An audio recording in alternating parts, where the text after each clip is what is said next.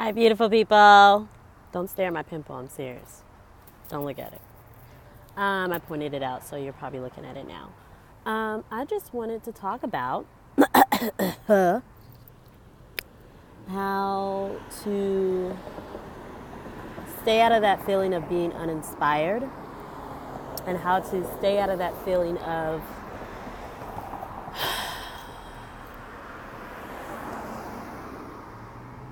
forgetting your sense of direction or who's directing you.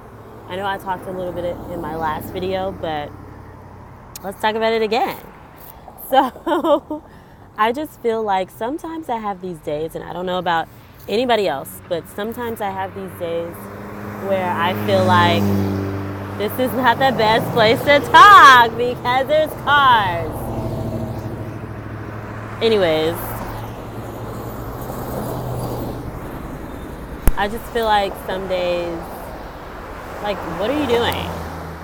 Is that what you want to do? How are you going to do it? Why you want to do that? Who does it help? Who does it impact? Like, why does it matter? I am a very indecisive person, anyone that knows me best. And he's always telling me to chill and relax and to trust him in trusting myself. Because when you're trusting yourself, you're trusting in God. And so, I don't know, every move I make, I always overthink it sometimes. And so I just want to talk about not overthinking the process that I talked about in my other videos, not overthinking it and allowing God to just lead you. If you feel sometimes a feeling of unsureness or a feeling of stagnant, it's really, I feel like your time to tap into God, to really hone in on him and who he is and where he is in your life and what he means to you and how far he's brought you, where your guys' relationship status is. I'm a huge communicator, so I'm like always needing to know where I stand with somebody, one of y'all, somebody. So I'm always checking in.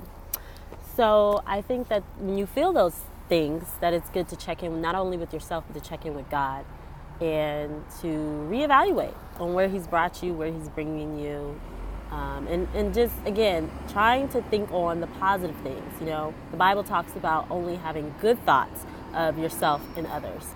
And so I just want to encourage everyone that whenever you feel like, what the hell am I doing? Or how is this helping someone else? Or whatever, trust the process. Trust God to lead you through it. And it's natural and it's okay to feel a little bit of confusion sometimes, to feel a little bit out of place, especially if God's brought you in an uncomfortable position. That's a great place to grow, not only mentally, emotionally, but spiritually, but just as a human, as a person. It's a great place to grow in uncomfortableness because it's pulling you, it's stretching you, it's molding you. You don't want to be too complacent. You don't want to be too comfortable in the same spot you were in last year. You want to be able to grow. You want to be able to be in uncomfortable situations so you know how to deal with them so that you can grow and gain wisdom and gain knowledge and learn how to overall adapt. This world is about adapting. You have to know how to adapt. You can't be a kicking, crying, screaming 2-year-old, hence my son. You can't be like that when you don't get your way and when you're out of your comfort zone. It's a good thing to be out of your comfort zone. And sometimes, you know, I'm learning myself, sometimes, you know, you have those days where you are alone. You have those days where you find yourself alone and talking into a camera more and more each day. You find yourself doing that more, and there's nothing wrong with that. Embrace that. Embrace this moment with yourself. Embrace this moment with God, and enjoy. I think one thing that I was thinking about my hand hurts. I'm holding this camera. Learn how to do is just embracing the moment. Like, how the hell you embrace the moment? You sit in it and you breathe in it. Like, how do you do it? And it's like, you simply don't overthink it. You simply don't ask anything of it, but of what it is.